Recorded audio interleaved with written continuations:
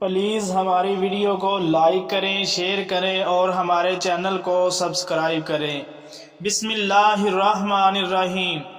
جنگ بسوس جو بکر اور تغلب نامی دو قبیلوں میں ہوئی 40 سال تک جاری رہی اور 4 اشروں پر محیط اس جنگ میں لاکھوں افراد مارے گئے۔ اس جنگ کا آغاز نہایت معمولی بات سے ہوا تھا۔ بسوس ایک عورت کا نام ہے جس سے یہ جنگ منسوب ہے، اور ایک اونٹنی جس کا نام سراب تھا اس لڑائی کی وجہ ٹھہری۔ بکر بن وائل اور تغلب بن وائل 2 بھائی تھے جن کی نسل سے بکر اور تغلب کے چاچا زاد بھائی وجود میں آئے۔ تغلب بہت طاقتور قبیلہ تھا، اس لیے کہا جاتا ہے کہ اگر اسلام نہ آتا تو یہ قبیلہ عرب کے باقی قبائل کو چٹ کر جاتا۔ اس قبیلے کا سردار وائل بن ربیہ کہلاتا ہے۔ اس نے کتے کا ایک بچہ پال رکھا تھا اور اسی نسبت سے وہ کلیب بن وائل کے نام سے مشہور ہو گیا۔ جہاں تک اس بچے کی آواز جاتی وہ سارا علاقہ اس شخص کے قبضے میں سمجھا جاتا۔ جب وہ کسی شاداب مقام یا کسی ایسی جگہ کے پاس سے گزرتا جو اسے پسند آ جاتی تو وہ اس بچے کو مارتا اور اس جگہ ڈال دیتا، اور جس کسی کے کان میں اس کے چیخنے چلانے کی آواز پڑ جاتی وہ اس جگہ کے نزدیک نہ پھٹکتا۔ کلیب کا غرور انتہا کو پہنچا ہوا تھا۔ اس نے اپنے دبدبے کا سکہ جمانے کے لیے الٹی سیدھی باتیں کر کے لوگوں کا منہ بند کر رکھا تھا۔ اس کی آگ کے مقابلے میں کسی کو آگ جلانے کی اجازت نہ تھی۔ اس کے اونٹوں کے ساتھ کوئی اپنے اونٹوں کو پانی نہیں پلا سکتا تھا۔ اس کے خیموں کے درمیان سے کوئی گزرنا ممنوع تھا۔ کلیب کی شادی بنو بکر کی ایک عورت جلیلہ بنت مرہ سے ہوئی، یہ جس کے نتیجے میں مرہ کے خاندان کو کلیب کے چراگاہوں میں اپنے جانور چرانے کی اجازت مل گئی۔ کلیب کا ایک سالہ جساس بن مرہ تھا جس کے پاس اس کی خالہ بسوس بنت مسز جو قبیلہ بنو تمیم سے تھی رہا کرتی تھی۔ اسی کے نام سے یہ جنگ منسوب ہے۔ بسوس کے ہاں قبیلہ جرم کا ایک شخص سعد بن شمیس مہمان ٹھہرا۔ سعد کی ایک اونٹنی سراب نامی جساس کے اونٹوں کے ساتھ چرنے جانے لگی۔ ایک روز کلیب کی نگاہ اس پر پڑ گئی، وہ اسے اجنبی معلوم ہوئی۔ جساس بھی ہمراہ تھا۔ اس نے وضاحت کی، یہ ہماری جرمی مہمان کی اونٹنی ہے، یہ اونٹنی اس چراگاہ میں دوبارہ قدم نہ رکھے۔ کلیب نے خبردار کیا، جہاں کہیں میرے اونٹ چرنے کو جائیں گے یہ ضرور ساتھ جائے گی، اگر یہ دوبارہ آئی تو میرا تیر اس کی باک تھن میں ہوگا۔ جساس نے کہا، اگر تمہارا تیر اس کی باک میں ہوا تو میرے نیزے کا بالا تمہارے سینے میں ہوگا۔ اس تلخ کلامی کے بعد دونوں نے اپنی راہ لی۔ کلیب گھر آیا تو بیوی سے کہا، کیا تیرے خیال میں عربوں میں کوئی شخص ایسا بھی ہو سکتا ہے جو اپنے مہمان کی حمایت میں مجھ سے الجھے؟ اس نے کہا، جساس کے علاوہ تو کوئی ایسا نہیں ہو سکتا۔ سو کلیب نے سارا واقعہ اسے سنایا۔ بعد ازاں جب وہ گھر سے چراگاہ کو جانے لگتا تو جلیلہ اسے روکا کرتی اور قسمیں دلاتی کہ قرابت داریوں کو پارا پارا نہ کریں۔ ادھر اپنے بھائی جساس کو سمجھاتی کہ اپنے اونٹ چراگاہ میں نہ چھوڑے۔ کلیب پھر ایک روز چراگاہ میں جا نکلا اور گہری نظر سے اونٹوں کا جائزہ لینے پر سعد کی اونٹنی کو ان میں شامل پایا۔ چنانچہ اس نے اپنے قول کے مطابق تیر مار کر اس کو باگ چیت ڈالا۔ اونٹنی تڑپ کر بھاگی اور ٹکراتی ہوئی سعد کے خیمے کے سامنے آ کر بیٹھ گئی۔ سعد نے اس کی یہ حالت دیکھ کر واویلا شروع کر دیا۔ بسوس چیخ پکار سن کر باہر آئی اور اونٹنی کی حالت دیکھ کر سر پکڑ لیا اور چلائی، ہائے ذلت! یہ سب کچھ اس نے جساس کو دیکھا سنا کر کیا۔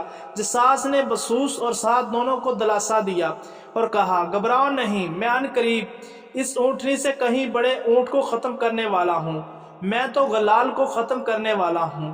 غلال کلیب کا ایک بے مثال سانڈ تھا، لیکن جساس کا اشارہ دراصل خود کلیب کی طرف تھا۔ چنانچہ وہ اس کی طاق میں رہا، اور ایک روز جب وہ خیموں سے دور نکل گیا تو جساس نے گھوڑے پر سوار ہو کر اسے جا لیا۔ کلیب رک گیا۔ جساس نے کہا، کلیب نیزہ تیری پشت پر ہے۔ کلیب نے پیچھے مڑ کر دیکھے بغیر کہا، اگر ایسا ہے تو میرے سامنے سے ہو کر آؤ۔ جساس نے نیزے کا وار کیا اور اسے گھوڑے سے گرا دیا۔ کلیب نے کہا، جساس ایک گھونٹ پانی تو پلا دو، لیکن جساس نے اس کی بات نہ سنی اور کلیب نے جان دے دی۔ پھر جساس کی ہدایت پر اس کے ساتھی عمرو بن الحارث نے کلیب کی لاش کو پتھروں سے ڈھانپ دیا تاکہ درندے اسے نہ کھا جائے۔ بعد ازاں جساس گھوڑے کو ایڑ لگاتا ہوا بھاگا، اس حال میں کہ اس کے گھٹنے کھلے جا رہے تھے۔ اس کے باپ مرہ نے دیکھا تو کہا جساس ضرور کوئی بلائے عظیم اپنے ساتھ لایا ہے، میں نے اسے آج تک کبھی ایسے یوں کھلے گھٹنوں نہیں دیکھا۔ جب قریب آ گیا تو پوچھا جساس کیا بات ہے؟ اس نے کہا میں نے نیزے کا ایک ایسا وار کیا ہے کہ وائل کی ساری اولاد اس پر مضطرب ہوگی۔ باپ نے کہا تیری ماں تجھے کھوئے، تو نے کس پر وار کیا ہے؟ کہا میں نے کلیب کو مار ڈالا ہے۔ کہا کیا واقعہ؟ ہاں، مرا نے کہا جساس با خدا تو اپنی برادری کے لیے بہت بری شے لے کر آیا ہے۔ مرا نے برہمی کا اظہار کیا اور کہا کہ تو تنہا اپنے فعل کا ذمہ دار ہے، کلیب کی موت پر بعد بکر اور تغلب میں کبھی اتفاق نہ ہو سکے گا۔ مرا نے جساس کو زنجیروں میں جکڑ کر مقتول کے ورثاء کے حوالے کر دینے کا ارادہ ظاہر کیا، لیکن سعد بن مالک نے چلا کر کہا نہیں باخدا، ہم اسے ان کے حوالے نہیں کریں گے اور اس کی خاطر کٹ مریں گے اور ایک اونٹ ذبح کر کے اس کے خون پر قسمیں کھائیں اور کھلوائیں گے۔ ادھر کلیب کا بھائی جساس کے بھائی حمام بن مرہ کے ساتھ بیٹھا شراب پی رہا تھا، کیونکہ دونوں میں گہری دوستی تھی۔ اسی اثنا میں جساس کی فرستادہ ایک لونڈی حمام کے پاس پہنچی اور اسے اشارے سے بلا کر اسے کلیب کے قتل کا احوال سنایا۔ دونوں دوستوں میں یہ عہد تھا کہ وہ ایک دوسرے سے کوئی بات نہیں چھپائیں گے۔ چنانچہ جب محلحل نے پوچھا یہ لڑکی کیا کہہ رہی ہے تو حمام نے واقعہ تو ٹھیک ٹھیک بیان کر دیا، لیکن لہجہ ہنسی مذاق کا سا بنا لیا۔ محلحل کو بھی یقین نہ آیا اور وہ بددستور حمام کے ساتھ پینے پلانے میں مصروف رہا، لیکن جی ہی میں ڈر رہا تھا۔ چنانچہ جب محلحل پر نشہ طاری ہو گیا تو وہ اٹھ کر گھر چلا گیا۔ جب کلیب کی خبر عام ہوئی تو بنو تغلب نے اسے دفن کیا۔ ادھر محلحل کا نشہ اترا تو عورتوں کو بیان کرتے ہوئے سنا۔ اس حادثے کا اس پر بہت گہرا اثر ہوا اور اس زمن میں اس نے بہت سے شعر کہے۔